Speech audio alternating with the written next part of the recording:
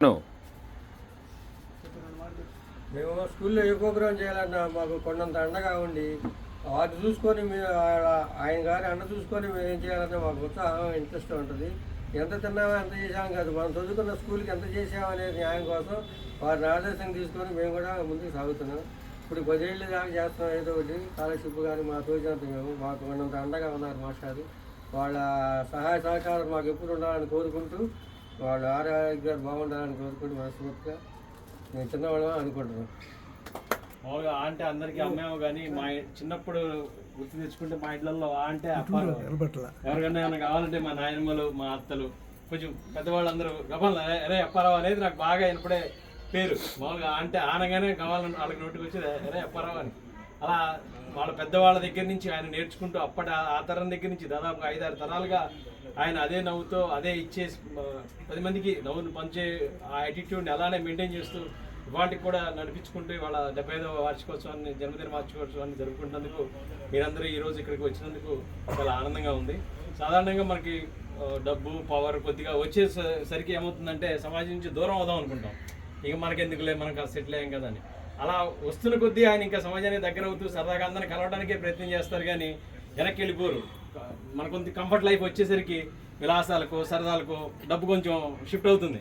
ఎవరైనా సరే కొంచెం కారు కొనుక్కుందాం, లేదా పెద్ద కారు, ఈ కారు తీసేస్తే పెద్ద కారు, ఇల్లు తీసేస్తే పెద్ద ఇల్లు, అట్లా కాకుండా ఈ మనుషులు అయిపోయినా ఇంకో మనుషులు అలా మనుషులను యాడ్ చేసుకుంటూనే వెళ్తారు. కానీ జనరల్గా ఈ విలాసాలు ఈ సరదాలు ఆయనకి ఏమీ పెద్దగా పట్టవు. మా కాస్త ఉన్నా కానీ ఆయనకి ఎప్పుడు అసలు అలా పట్టవు. ఆయనకి ఎంతసేపు సరదాగా మనుషుల్లో కలవాలి, ఆయన కుదిరితే హెల్ప్ చేయాలి అనే యాటిట్యూడ్ని అప్పటి నుంచి ఇప్పటికీ అలానే కంటిన్యూ చేస్తున్నారు. అలానే ఇవాళ వచ్చినందుకు మీ అందరికీ ధన్యవాదాలు తెలియజేస్తూ ఇప్పుడు మా అమ్మగారు మాట్లాడారు. పుట్టినరోజు ఏదో అంటారు, పుట్టినరోజు పండుగే అందరికీ, అది తెలిసేది కొందరికి మరి పుడుతుంటాం. వాస్తవంగా పుట్టక అనేది అందరికీ ఒకలాగే ఉంటుందమ్మా. పెరిగే కొద్దీ కూడా వాళ్ళ పేరెంట్స్ని బట్టి వాళ్ళ యొక్క అలవాట్లు వస్తూ ఉంటాయి. ఆ పెరిగే కొద్దీ కూడా వాళ్ళ యొక్క భావాలు మరి వాళ్ళ యొక్క పేరెంట్స్ని బట్టి, పెరుగుతున్నటువంటి వాతావరణాన్ని బట్టి, స్కూల్కి వెళ్ళిన తర్వాత ఉన్నటువంటి స్నేహాన్ని బట్టి, ముందుగా అమ్మా నాన్న, తర్వాత గురువుగారు, తర్వాత స్నేహితులతో జీవితం ముడిపడి ఉంటుంది. ఆ ముడిపడిన జీవితంలో ఒక్కొక్కళ్ళు ఒక్కొక్క దానిలో ప్రాధాన్యత వహిస్తారు.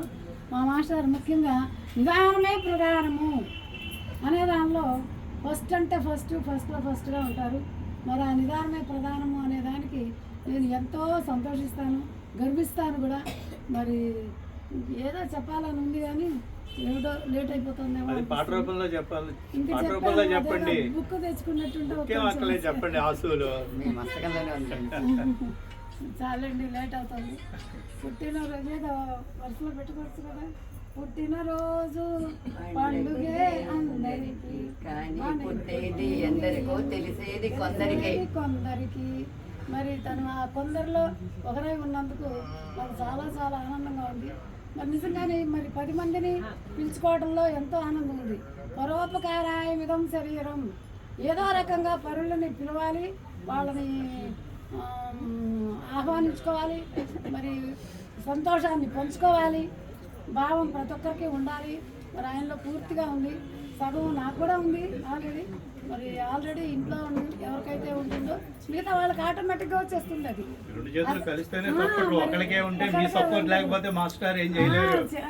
అది కూడా వాస్తవమే. ఆయనది 2 అయితే సగం నాది ఉంటుంది, కానీ ఆయనది కనిపించినంతగా నాది కనిపించదు. కనిపించకపోయినా అస్తం లేదే వాడు కూడా ముందుకు వేయలేరు కూడా వారి పేరులోనే మీ పేరు ఉన్నప్పుడు ఇంకా ప్రత్యేకంగా మీరు కనిపించేది మేడం గారు.